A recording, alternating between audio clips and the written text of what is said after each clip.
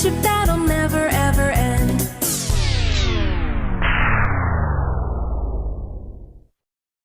Run!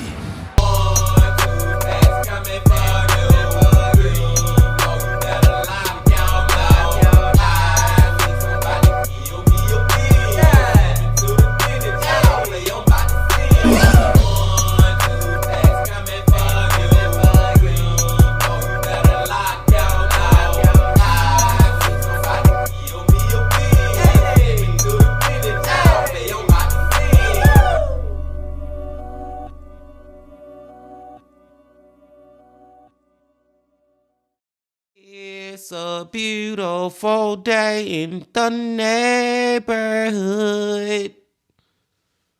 Reaction Beanie Yo for 107. Day in the neighborhood. My brothers and sisters. Another Saturday, another time to go back to this man right here. And this man right here be having my mind all over the damn place, man. Be having me believing in this conspiracy and that theory and what is fact and what is fiction. You know what I'm saying, man? And I freaking love his channel and I love y'all. And I love being here on a Saturday to get into another one of his videos. And that man that I'm talking about is AJ from The Why Files. The Why Files Saturdays, y'all. And check the title of the video out. Humans versus Superhumans. When monsters were real and we almost went extinct. Now I'm thinking, y'all, that AJ is talking about prehistoric times, like back in the caveman days. Because one thing I have thought about in my mind is, man, way back then, way back then, there was no way to record history. You know what I'm saying? There was no cameras or audio being recorded or even books being written down or notes taken or what was actually happening from day to day to day. Way back then in them caveman days. So who the hell to say that, and he say superhumans, but take superhumans out and say aliens. You know what I'm saying? Who the hell is to say that aliens went visiting Earth on a daily basis back then? Y'all get what I'm saying, man? Because we can't disprove that because we weren't recording history back then. Man, aliens probably were chilling goddamn on Earth 24/7 back then, man. And then one day they just decided to freaking leave. You know what I'm saying? I don't know though, y'all. That's just my first crazy thought and conspiracy and theory or whatever may have you of the day. But we finna go and get into the video. But before we get into it, my brothers and sisters, y'all know what y'all got to do. Get whatever you may need. Get what you need, please. Another The Why Files Saturday. Y'all got what y'all need? Y'all ready to go? Then let's fucking go. This episode of The Why Files is brought to you by The Why Files Operation Podcast. Deep dives and longer stories every week. Humans are the apex predator. Not an apex predator, the apex predator. There's no animal on Earth that is stronger, more intelligent, or more adaptable than Homo sapiens. But telling the human story from the beginning is difficult. It was a time when two words defined our world, fear and violence. It was a time when we were not the apex predator. We were their prey. We emerged from our caves during the day, hoping we wouldn't be hunted by the monsters in the woods. So vicious were these monsters, they still live in our myths and our nightmares. They created a generational trauma embedded into our DNA over hundreds of thousands of years of evolution. These creatures were stronger, faster, and when it came to combat, more intelligent than we were. It's a miracle any of us are even here. This is the story of how modern humans conquered the monsters and won the battle for the world. But here's the thing. Those fearsome monsters defeated by humans were other humans. Get whatever you may need. Until next time, be safe, be kind. And here come AJ with his commercials. Shout out to Hecklefish. But one thing I want to clarify too, y'all. When I was saying like aliens could have been chilling here 24/7 on Earth way back then, and we have no way of proving that they was here. Another thing I want to say is like, because I know some people might be like, well, they could have left some evidence or something. No, these are freaking aliens, man. They way more advanced than we are, and have gotten even to this point in 2024 in our human civilization or whatever. You know what I'm saying? So they have a way to just delete all evidence, probably at the snap of a finger. They just gonna erase all their existence of us knowing. You know what I'm saying? That's one thing I believe about aliens too, man. If they can freaking fly through galaxies in the universe and visit different planets, best believe they can goddamn get rid of anything that they want to, man. Real talk. Well, let's get through the commercial. I'm excited, man. It's a longer video too, y'all. We're gonna be here for a while, so I hope y'all got whatever y'all need. And let's go.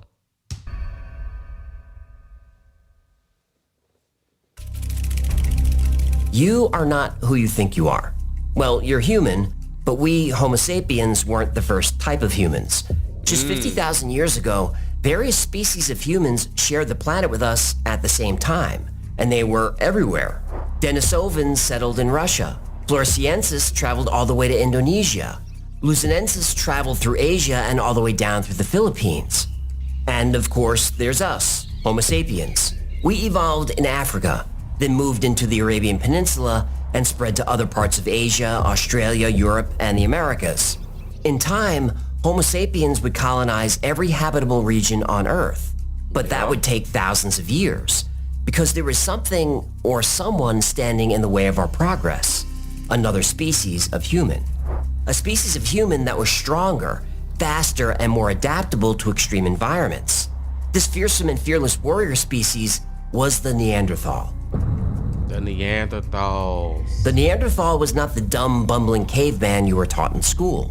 They were intelligent, had spoken language. They built large family groups that organized into tribes, that then organized into villages. They conquered fire. They created art. They created music. They created tools. But their specialty was creating weapons. This species of superhuman warriors conquered Europe easily. They crossed the English Channel and conquered Britain. The warm coasts of the Mediterranean, too, were theirs. For 500,000 years, they devoured Europe, the Middle East, and Asia. They were the kings of the world, the ultimate warriors, the apex predator. Unlike other human species who ate mostly fruits, seeds, and grains, Neanderthals only ate meat. They were strong enough to take on animals that no other creature would touch. Cave bears, leopards, mammoths, even rhinos. But their favorite prey, their favorite food, was us. Why I knew he was gonna say that, man. I knew he was gonna say that they like to eat our ass. You know what I'm saying, man? Man, listen here, y'all. I was other thinking about aliens. That's what I was stuck on, but this story still like fit perfectly with my whole premise of what I'm saying, man. Us as Homo sapiens can't really prove that Neanderthals and the Florians, the different subgroups or different type of humans that had came into existence way back then, we can't prove none of this false. But I'm not saying I believe it, but it is a thought, man. And that's why I love this man channel. Let's go. Do you know the names of your great-grandparents? What about the names of their great-grandparents? No. I can only trace my family back a few generations. Royal families and nobles have records of their ancestors that go back hundreds of years, some over 1,000. The Chinese philosopher Confucius has one of the world's most extensive family trees. Today, Confucius has millions of living descendants. So does Wilt Chamberlain. Documentation of Confucius's family goes back 2,500 years. Even those people are not who they think they are. 2,500 years is nothing. Our story is much older than that, millions of years older. 7 million years ago, a new primate split off from chimpanzees. This was Sahelanthropus chilensis. Sahelanthropus was a new type of species, the first hominin. Hominins include modern humans, extinct human species, and all of our immediate ancestors. Modern humans, Homo sapiens, emerged about 300,000 years ago. So what about all the time in between? Were there humans? Sure, lots of them. 1 million years after Sahelanthropus was Orawan tugenensis. Orawan was still very ape-like in appearance. It was about the size of a chimp and had a small brain. But it started experimenting with walking upright. That was a big deal. Walking on 2 legs instead of 4 changed everything. Legs are overrated. Well, bipedalism exposes less of the body to the sun, which helps with heat regulation. And walking on 2 legs instead of 4 is also much more energy efficient. But the biggest advantage of all, it freed up the hands for carrying objects, food, and tools. Ardipithecus, or Ardi, came next. They definitely walked upright. Early humans mostly ate leaves, fruits, nuts, and seeds, but Ardi was one of the first human species to consume meat, though it was rare. Well, I prefer medium rare. No, it was rare meaning uncommon. Still, early humans were mostly vegetarian. Oh, really? Did they tie the fur in their head into ape buns? Maybe splash on a little patchouli? Do some hot monkey yoga? No, they didn't eat meat because animals were fast or dangerous, usually both. Eating whatever was growing on trees and bushes was easier and much safer. Bunch of hippie monkey snowflakes. Then comes a different species, Australopithecus. You might have heard of the ancient hominin named Lucy. She was Australopithecus afarensis. A few million years later, Paranthropus emerged. These humans were bigger than their ancestors. On average, they were about 4.5 feet tall. Their brains were getting larger too. Paranthropus was a tough creature. Powerful, fast, muscular. They ate fruit and vegetation too, but these hominins were now strong enough to catch and kill larger and larger animals, which they did. Many scientists believe the high-quality nutrients from larger game played a role in increasing their brain size. Paranthropus soon learned that they can catch even larger game if they banded together. Humans were now becoming social creatures. This Man, I just gotta stop and say real quick, y'all. This is so freaking cool to me. Like I'm geeking out right now. Like I feel like a kid in a candy store, man. The way AJ just explaining to us the evolution of us going from apes or chimpanzees or whatever to us as we are now. You know what I'm saying? Like he going through all the Apobitsaurus and Sonorisperus, and then a million later Hippodiscus showed up. You know what I'm saying? A different type of species and shit, man. And it is so cool because the damn schools never taught us nothing about this. You know what I'm saying? They simplified the hell out of it, and he giving us the detail, evolution to evolution to evolution. And I will say this too, y'all, just so we can be clear. I'm not saying that I 100% believe that we came from apes or monkeys and then evolved into humans.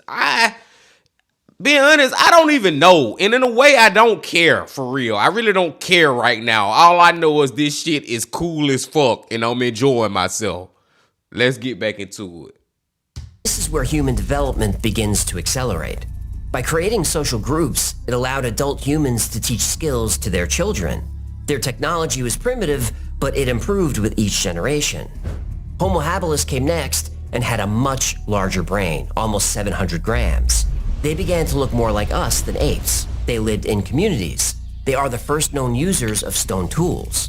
Human species were advancing rapidly at this point. Next comes Homo erectus. Yeah, Homo erectus. Please don't be a child. Homo means man, erectus means upright. I already know an erectus is upright. Giggity. Unless I have too much vodka. That's enough. All right. These jokes are too easy anyway. Anyway, the upright humans had very large brains. They discovered and harnessed fire. They used sophisticated tools, built shelters, and lived in communities. They innovated advanced hunting techniques like herding, ambushing, and setting traps. They were highly adaptable to any climate, warm or cold.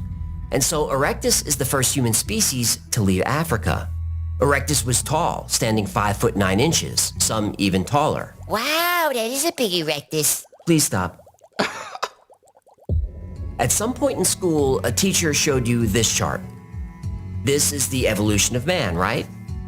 And that's what I was gonna say earlier, y'all. I remember the name Homo erectus. I remember that name from school. They did teach us about that in school, in the Neanderthal, the modern man, the Homo sapiens. Now, I don't remember all these other ones. But I'm just saying, like, Homo erectus, when he said that, it stood out to me. And another thing I thought about at that moment too, my brothers and sisters. Ain't it so crazy how school will teach you that we came from evolution and all that? Well, I'm just speaking for me and how I grew up. You know what I'm saying? But the damn church was telling you something totally different. That God created Adam and he created Eve and the snake in the tree. And then they had these two sons, Cain and Abel, and Father Abraham. Like the Bible and how the school teach you is so completely different. And I wonder how the school get to tell us this and it be okay. I guess because that's what history says or something. I don't know, y'all. I'm not even finna go down that road with y'all. But y'all get what I'm saying, man. For y'all that grew up in a Christian type religious household or whatever, your parents, you know, that's what they showed y'all. It is so much way different than what the damn schools was telling us. On Sunday, we hearing the preacher talk about God and Adam and Eve. Then you go to school on Monday and your damn fourth grade teacher got you reading out a history book about Homo sapiens and Homo erectus. It's just, I don't know, man. It's funny, y'all. Let's keep going. Wrong.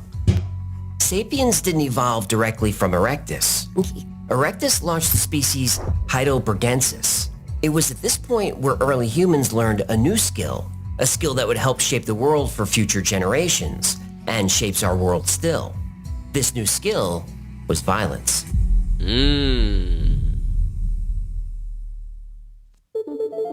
When hominins evolved from chimps, they weren't much different than monkeys. But over millions of years, they learned to walk on two legs, freeing up their hands. Their brains grew much larger, allowing them to learn skills. They organized into tribes, developed simple language, and were able to pass on knowledge, information, and skills to their offspring. Heidelbergensis branched off two new species. One of those was us, Homo sapiens. The other branch was, well, Lord of the Rings. Did you just say Lord of the Rings? Yup. From Heidelbergensis came Floresiensis. They're commonly called hobbits. They were about 3.5 feet tall and had large, hairy, flat feet, just like a hobbit. And they lived in the Shire. No, these hobbits lived deep in the jungles of Indonesia. No, you're thinking of Tom Bombadil. No, he lived in the forest. That's right. Can I get back to this now? You shall not! I'm just kidding, go ahead. For over 200,000 years, several different species of humans shared the Earth. Hobbits, Denisovans, Heidelbergensis, Homo erectus, and quite a few more. But then, about 70,000 years ago, all human species started dying out, one by one. Finally, all species of humans went extinct, except for two, us and Neanderthals. Today, most Neanderthals are depicted looking very much like we do. A little shorter, a little stockier, maybe they have a larger eyebrow ridge. But for the most part, you'll find picture after picture of cheerful-looking Neanderthals. Big smile. One thing that I wish that AJ would have elaborated on real quick, y'all, is why did all the other humans go extinct? You know what I'm saying? The Floresian, I can't remember that word and I cannot say it right. But why did they go extinct? Like, what happened? That's one thing I wish he would elaborate on. But let's go. Smiles, rosy cheeks. But there's evidence that they didn't look human at all. That's where Lord of the Rings comes into play. A new study shows that Neanderthals were real-life orcs, and they were terrifying. Huge hulking beasts with thick fur, cat-like eyes, and physical strength far greater than any Homo sapien. Their bones were much heavier than ours to support their enormous muscular strength. One of the most characteristic features of the Neanderthals is the exaggerated massiveness of their trunk and limb bones. All of the preserved bones suggest a strength seldom attained by modern humans. A healthy Neanderthal male could lift an average NFL linebacker over his head and throw him through the goalposts. Their limbs were stocky, their noses were large and broad. Their jaws were designed for eating meat, any meat, even each other's. Neanderthals were smart, organized, and experts at war. Their hunting parties became small armies. In close combat, a Neanderthal could easily overpower 5 or 6 modern humans. No other species had a chance. Wherever Neanderthals went, all other human species in the area went extinct. Except for us. We fled. We surrendered our land to the monsters and retreated. Thank you, AJ, for clarifying that for me. So they came and wrecked shot on everybody but us. You know what I'm saying? Because we ran away and hid. Well, that's one thing I can give us Homo sapiens credit for. We can use our brains in a time of danger. But wherever we went, Neanderthals followed. Neanderthals discovered that we were a valuable resource. Our species was useful to them in 2 ways. 1, our men were good for eating, and 2, our women were good for mating. Uh-oh. No time in human history was more violent than when we shared the earth with Neanderthals. If your ancestors were alive today, they'd describe the most formidable beings, emerging from the darkness in the dead of night, huge muscles sitting atop a skeleton 25 times more dense than our own. Their skin was thick, too tough to penetrate with most arrowheads. These creatures evolved during our last ice age and migrated from northern Europe. Their bodies were covered in black fur. Their backs were hunched like a gorilla, but they weren't slow. Neanderthals were agile, much faster than us, despite our smaller size and lighter weight. Their broad noses evolved to give them an extremely sensitive sense of smell and taste. They could detect our scent for miles. A Neanderthal's eyes were enormous, sunken with split pupils like a cat's eyes, allowing them to see extremely well in the dark. Like nocturnal monkeys today, who also have split pupils, Neanderthal's eyes contained a layer of tissue called tapetum lucidum. When you see an animal's eyes shining at night, you're seeing the reflection of this special tissue. It's a type of night vision. Light enters the eye and passes through the retina. Tapetum lucidum acts like a mirror and reflects more light back into the retina. This biological adaptation is seen in many different animals: cats, dogs, deer, nocturnal birds, and many more. But not us. We can't see in the dark. But Neanderthals could. I always thought that was kind of weird too, y'all. That I ain't gonna say all other, but like my damn dog can see in the dark. Why us as humans have not evolved enough to be able to know how to see in the dark after all these millions of years and shit? Y'all get what I'm saying, man? Like, we have learned to adapt and do so much, but we still literally cannot see in the dark. I don't know.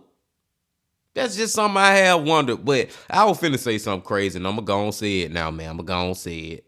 Maybe the reason we can't see in the dark is because if we close our eyes like this, well, when I close my eyes right now, I can see like light. You can see light in when it's dark, but I'm gonna shut the fuck up, man, because I'm not making no sense right now, y'all. And we just gonna get back to the video. Some psychologists believe this is why so many people are afraid of the dark. It's a generational trait, a defense mechanism encoded into our DNA after thousands of years of being hunted at night. But the mouths of Neanderthals were the most terrifying part of all. Their teeth were twice as big as ours, with a bite force that could crush human bone. Neanderthals built communities. They developed technologies used mostly for hunting. Hunting was a Neanderthal's most important activity.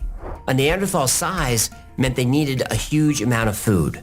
Their diets were 97% meat. Each fully grown adult had to eat more than 4 pounds of flesh every day to survive, and they didn't care where the meat came from. Aside from hunting mammoths, rhinos, bison, and giant cave bears, Neanderthals also hunted each other. Tribes would raid villages. Rival Neanderthal groups would not only kill their enemies, but eat them as well. And there's plenty of evidence of this. Fossilized bones show clear signs of butchery. The Neanderthals' favorite food, human marrow. Neanderthals were so powerful and confident, they hunted and ate cave lions. Cave lions weighed more than 700 pounds. Our ancestors didn't go anywhere near big cats, but But a cave lion was no match for a Neanderthal. Same with bears. Our ancestors ran away from bears. Neanderthals grabbed spears and ran toward them. And it wouldn't take long before those spears were aimed at us. I mean, the way AJ describing these Neanderthals, man, they are like superhumans. Like literally, like they can all five of their senses. The sight, their smell, their taste, their feel, and what's the last one, y'all? And their hearing is like way above ours. You know what? This where Marvel got the idea from Captain America with the fucking super serum shit. But no, this is even different than that, man, because I don't remember Captain America being able to smell people from miles away. These motherfuckers can smell you from miles away. Like, it's like he just describing a superhuman. I mean, that's it. That's the perfect title, y'all. This is most definitely the perfect title. Around 125,000 years ago, our ancestors settled the Levantine region. The Levantine is now East Africa, Israel, and Western Asia. The Levantine sites show our ancestors developing tools, creating jewelry, and caring for the sick.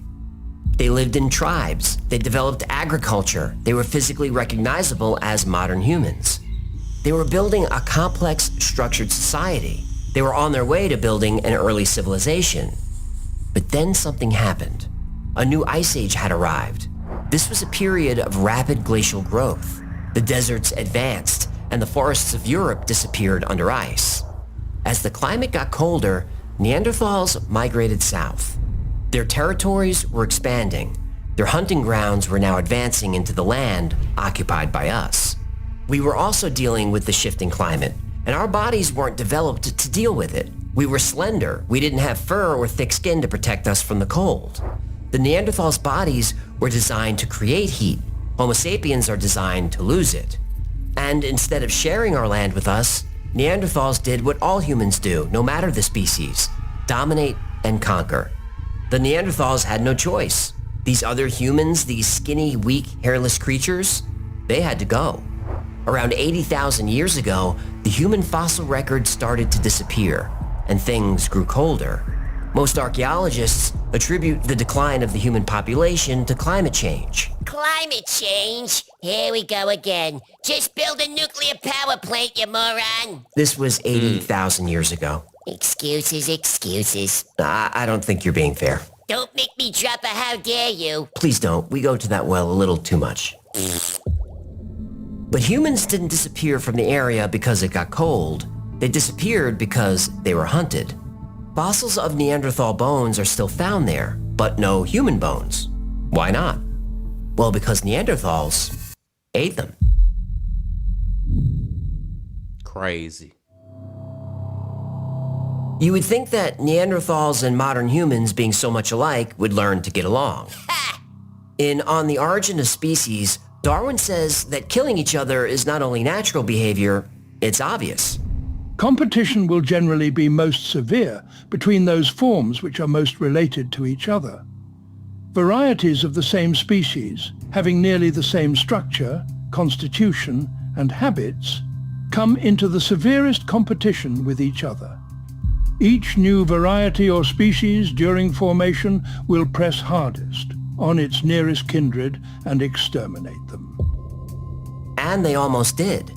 Neanderthals hunted Homo sapiens to the point of near extinction on multiple occasions. We know this because the genetic variation within Homo sapiens is the lowest of all primate species. The genetic difference between human to human, no matter your race or ethnicity, is about 0.1%. That's how closely related we are. So what does that mean? Around 80,000 years ago, when our species and Neanderthals were violently competing for resources, we nearly went extinct.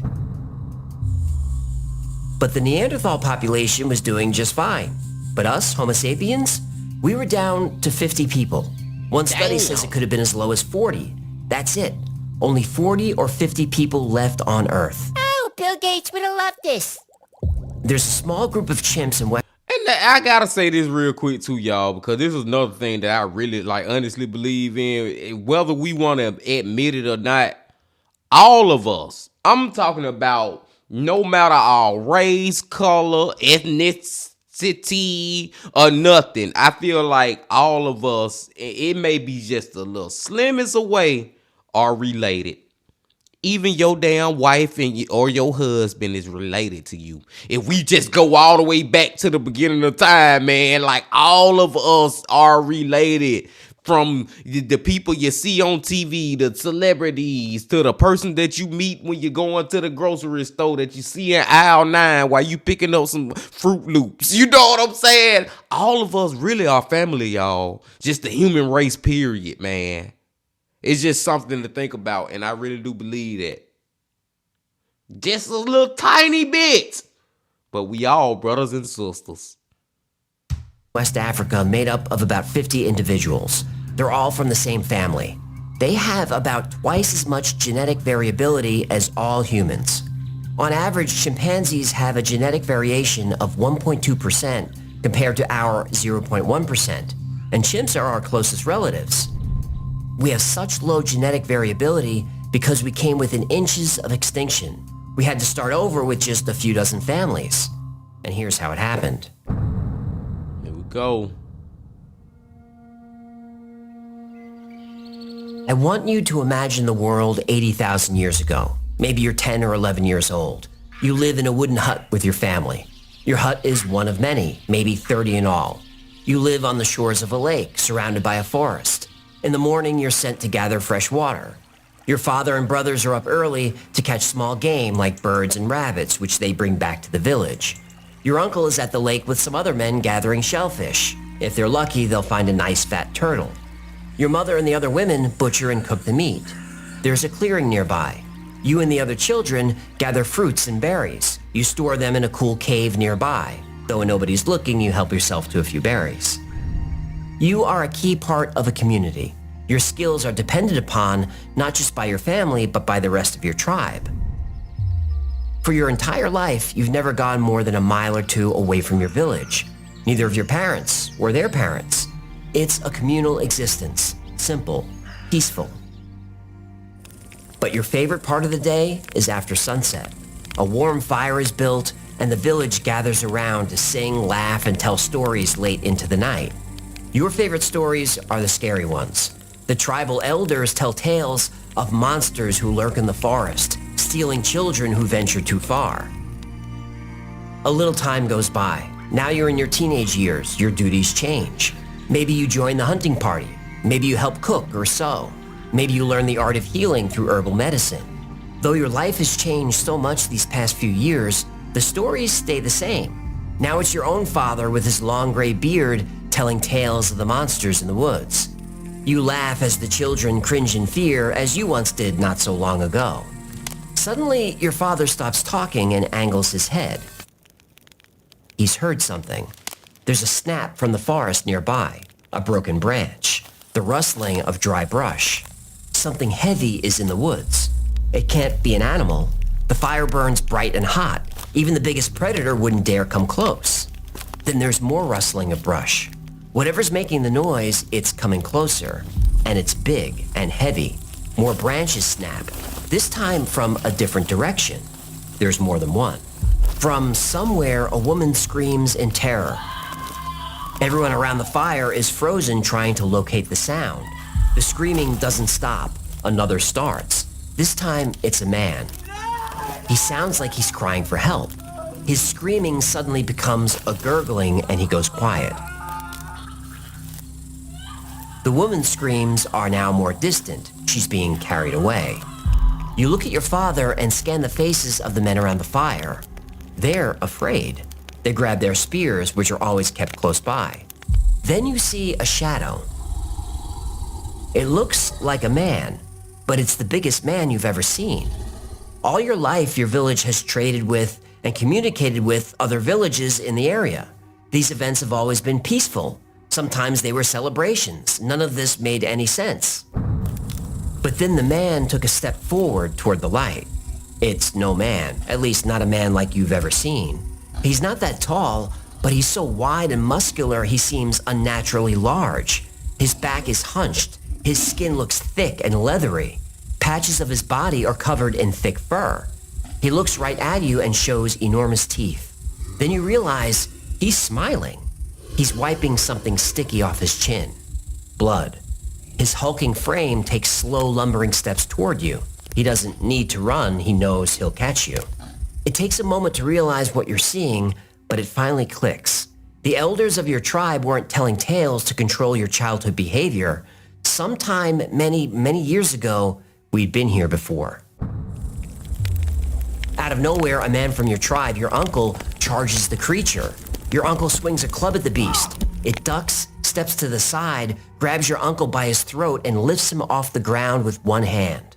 Something this big shouldn't be able to move this fast. You're frozen in place as your uncle dangles in midair, arms and legs flailing. The creature squeezes. There's an audible crack. It throws your uncle's lifeless body 20 feet and turns its gaze back on you. Then more of these creatures swamp the village. It's mayhem, violent mayhem. You're trying not to panic, but you're frozen in place. Your father runs past you toward the chaos, wielding his spear. You go to follow, but he turns to tell you no. Then you see a stone spearhead emerge from the front of his chest. He winces and looks right at you. In his eyes, you can see the anger, the fear, and the love. You hear him whisper, "The cave," as he takes his final breath. Then you run. Man, goddamn, AJ, that's a messed up situation to be in as a child. Like, I really was sitting right here putting myself in those shoes and just thinking about me in that situation the best I could. And man, like, because it would be so weird to see a superhuman now. You know what I'm saying, man? Like, for us to see one of those type of strong and just big teeth, just imposing Neanderthals from back in the day. And I'm not talking, like, even bodybuilders don't compare to what they was back then. Seriously, you know how we see all the big bodybuilders be posing and got the big muscles and all that. They would be minuscule to these freaking Neanderthals, y'all. Like, that's just how imposing they were. And man, just the thought of being in that situation is crazy. It's crazy.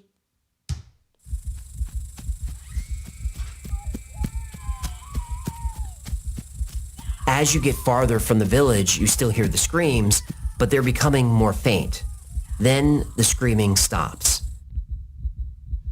You don't dare look over your shoulder, but you can tell by the reflection of the leaves that the entire village, your home, is on fire.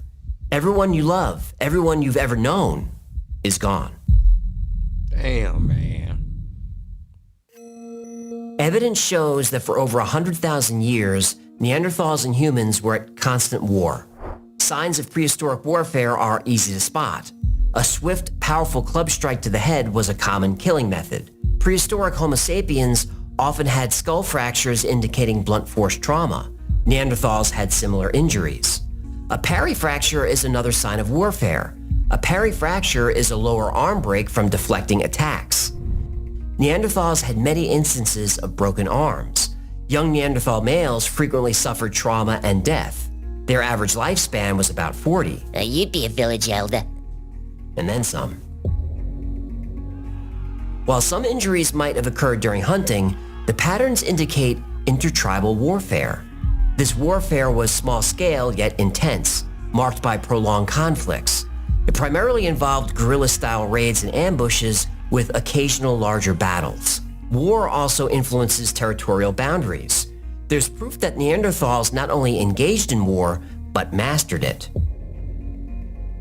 For 100,000 years, modern humans tried to encroach on Neanderthal land, and for 100,000 years, humans were held back.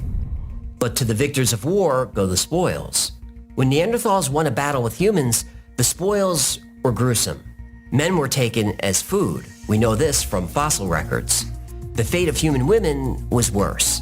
Neanderthals and humans were sexually compatible. Today, people of non-African descent carry about 2% of Neanderthal DNA. People of African descent also carry some Neanderthal DNA, and you could bet much of it wasn't placed there by choice. It's common knowledge that Neanderthals and humans interbred, but that sounds more consensual than it was. The full story is that Neanderthals hunted us for food, hunted us for fun, and hunted us for sex. Now, there's a lot of evolutionary evidence of this that's interesting, but it's not very family friendly. So if you want to know more, ask me during a live stream, but please put the kids to bed first. Now, the story I told earlier took place about 80,000. You know what? That go back to why I was saying we all related too. Because throughout history, and I'm not even just talking about this particular situation, but there have been races who have races or different ethnicities. I don't know why I struggle to say that word. Or, you know what I'm saying? Different cultures and stuff who have like enslaved other races and stuff throughout history. You know what I'm saying?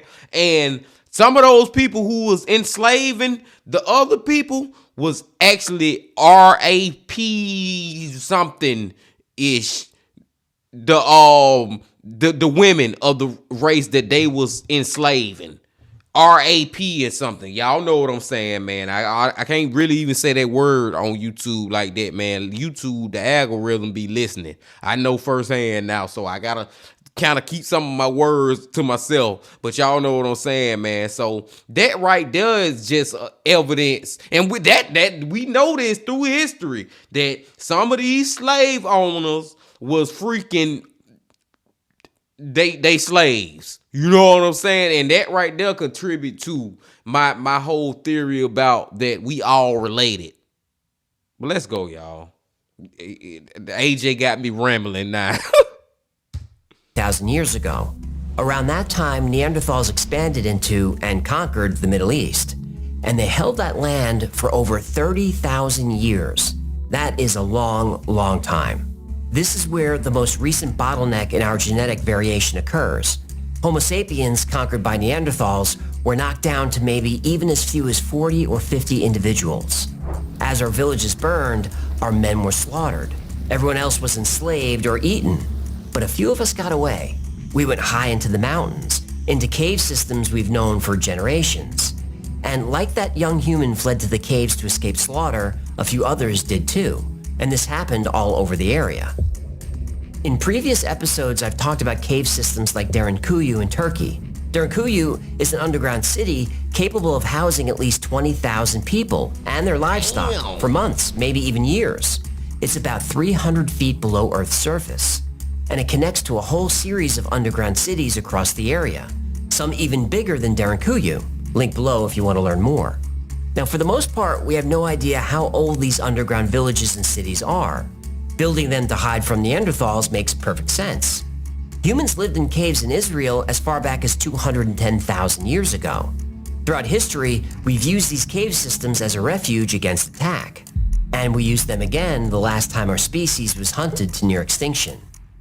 I'd love to tell you a story about how our ancestors rose up from these dark, murky places, beating the Neanderthals in an epic bloody battle, emerging victorious as Earth's apex predator. But that's not what happened. When our numbers were the lowest they'd ever been, perhaps one or two tribes, a few scattered individuals, God, nature, the universe, whatever you want to call it, came to our rescue with fire and brimstone. Because I was sitting back here wondering, like, okay, so how did the Neanderthals, like, disappear? How did they become extinct? You know what I'm saying? And we, like, you know what I'm saying? What happened to them? Because clearly we ain't beat them in war or whoop their ass or fucking extinct them ourselves. So what actually happened to them? Right around the time Neanderthals started disappearing from the fossil record, the ground beneath Italy started shaking. The land splintered across an area of almost 70 square miles. The entire surface of the Earth melted into the caldera below, which spewed out enough debris to become the largest volcanic event in the Mediterranean for 200,000 years. Known as the Campanian Ignimbrite eruption, it was made up of superheated gas, volcanic ash, and lava. No one knows the true extent of its devastation, but it caused an immediate and extreme ice age throughout Eastern Europe into Asia, maybe even the whole world. The entire Levantine region was engulfed. Almost everything Neanderthals needed died. Their food suffocated. Their water was toxic. The dead became food for the survivors. Animal species disappeared overnight. The giant buffalo went extinct. The woolly mammoth, steppe bison, water buffalo, the giant muskox, giant deer, all gone. The cave wolf disappeared. Most types of bear, all types of elephants, several rodents, and many more. These animals also happen to be the primary food source for Neanderthals. What? No more tasty humans to eat?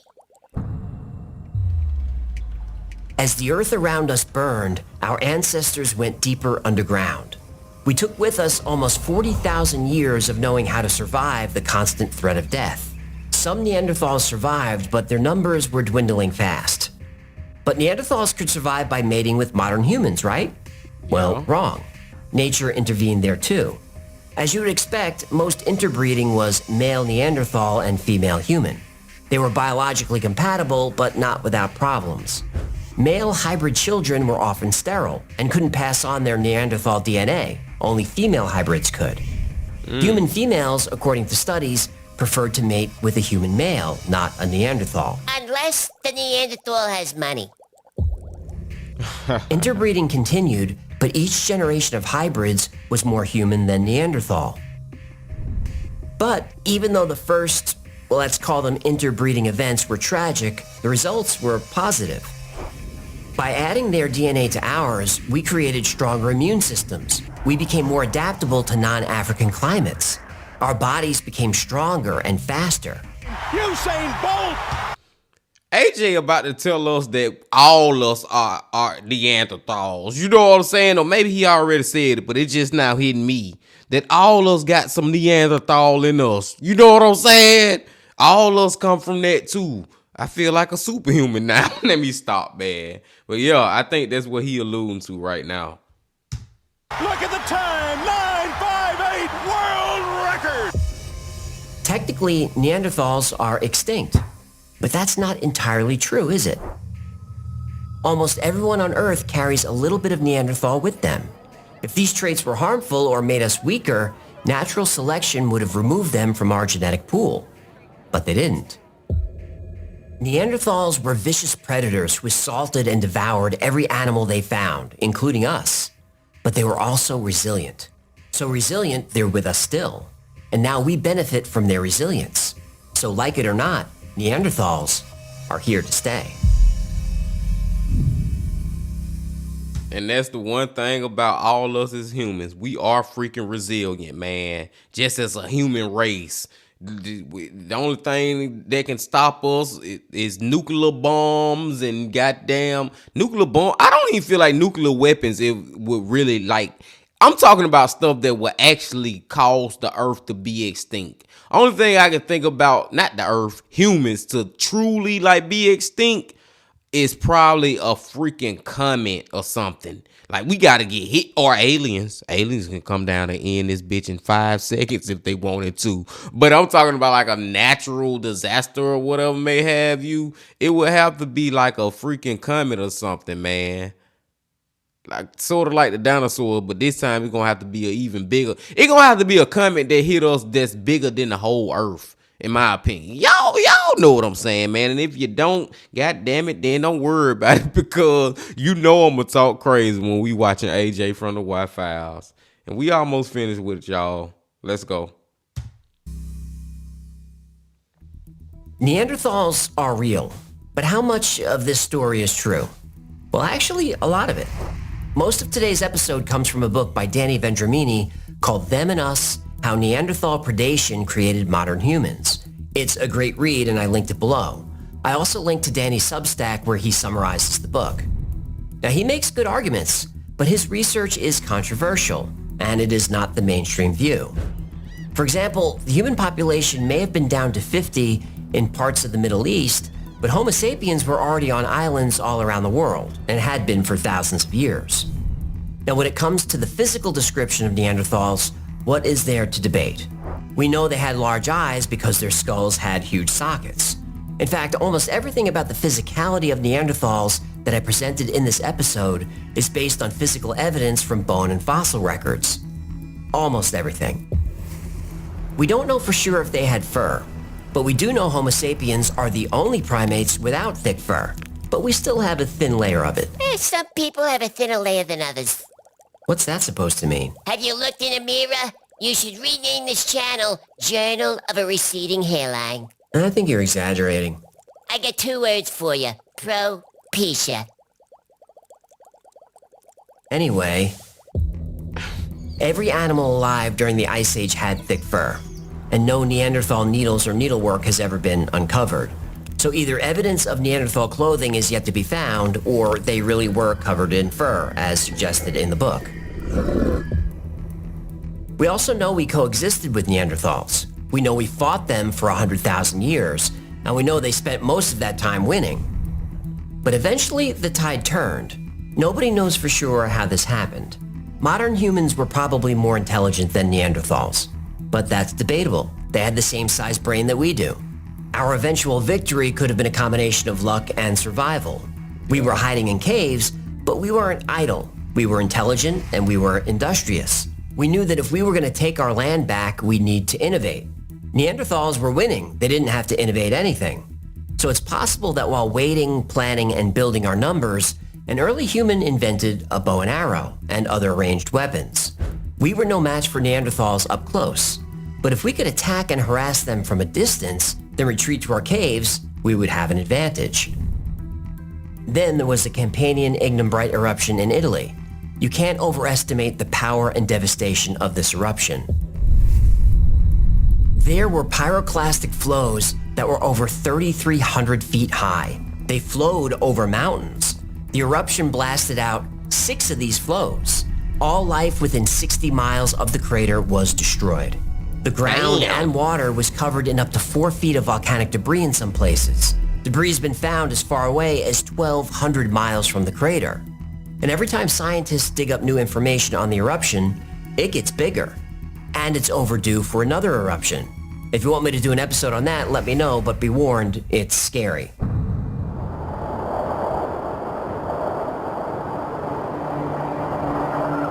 No matter how it all ended for Neanderthals, one thing's for sure. We mated with them, willingly or otherwise.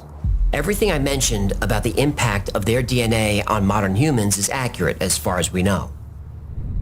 Now, as far as Neanderthals having dark skin and dark fur, that's doubtful and debatable. We know that fair skin and blonde hair evolved in Northern Europe, Neanderthal territory. There's also a theory that Neanderthal DNA created redheads. Oh, is that why they're crazy? Be nice, that theory is still being debated. What's the debate? They're crazy. No, the theory is being debated. It's no theory. Redheads are nuts. The Neanderthal theory. Okay, take it easy. I had a bad experience with a ginger. Maybe I'm painting with too broad a brush. But after all this violence, we have something to celebrate. There was no guarantee Homo sapiens would rule the world, and we almost didn't. But here we are. We made it. We are now the apex predator of our planet. But there is a theory that Neanderthals survived. Still vicious, still powerful, still covered in hair, still lurking in the dark woods. But they evolved to be much bigger, much taller.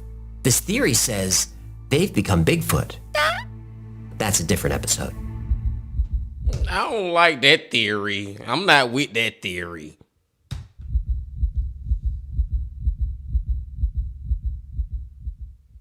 Thank you so much for hanging out with us today. That's the end right there, my friends. But I don't like that theory. They became Bigfoot. Man, I don't even think Bigfoot don't exist, y'all. At least in my eyes, I don't believe Bigfoot exists. Now, I would love, don't get me wrong, AJ, I would love to watch a video from you about Bigfoot, Sasquatch. I would love it. But that's just me, man. I don't even think Bigfoot exists. And I don't even know if I believe, and I said it a little earlier, man, I don't even know if I believe that we evolved like that from monkeys, from Homo sapiens to who we are today and stuff. Like, I don't even know if I believe that, man, but I ain't even care watching this video, man. I'm like, bro, when I say, man, the Wi-Files is a channel where you just gotta have an open mind and just go with it. You know what I'm saying, man? And just have that what if thought in your head, because anything is possible, for real. And it's a lot of stuff that do kind of back up some of this stuff that's going on in his videos, man. And this was just another great one from him, man. Like the whole thing about the freaking superhumans, and basically I said you can take out the word superhumans and insert aliens, but let's take it out and insert Neanderthals. You know what I'm saying, man? And if Neanderthals was like that, then God, I'm glad they gone, because we wouldn't be here at all, man. And if this is real, if this really what happened, then we all got some Neanderthal in us. If anything, man, I will say this. I'll say this. I believe this. If anything, if Neanderthals did exist, I know they existed, y'all. Don't get me wrong. I know that we have fossils and all that. There's another thing I want to say real quick too. I know fossils and stuff exist of all this, but I'm saying if that's really how we became humans, because that's my problem. Why I don't know something funny about that to me. But if that's really how we became humans, and Neanderthals existed and Homo sapiens existed, then best believe me and you, my brothers and sisters, do got a little Neanderthal in us. Like, seriously, man, if you don't think a Neanderthal and a Homo sapien at some point had sex together, then you goddamn tripping. We all got it in us, man. I really do believe that. And I'm just gonna stop now, man, because I know this video long as fuck already, my brothers and sisters. I digress. I'm gonna let y'all go, man. It has been a great one from the Wi-Files. I got so much more I want to say, man, but we gonna end it right there. And please, my brothers and sisters, make sure you hit that like button, yeah, comment, subscribe, and do all that. And come on back tomorrow, because we going to the man, the myth, the legend, Mr. Ballin. But until then, my friends, remember this. Love, peace, and happiness. Stay safe. Don't stop. Keep going. Yeah.